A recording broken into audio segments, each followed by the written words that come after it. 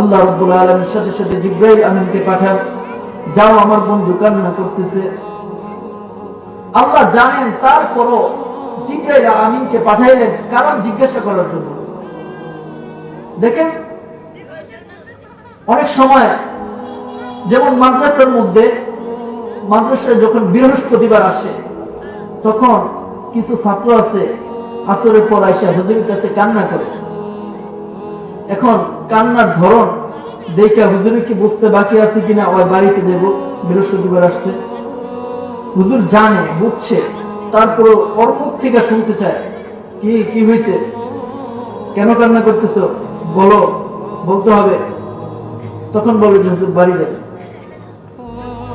তারপরে হুজুর ছুটি দেয়। এরকম ভাবে আল্লাহ রাব্বুল আলামিন জানে এবং বোঝেন নবীজি কি বলতে চাচ্ছেন উম্মতের ব্যাপারে। আল্লাহুম্মা উম্মতি উম্মতি।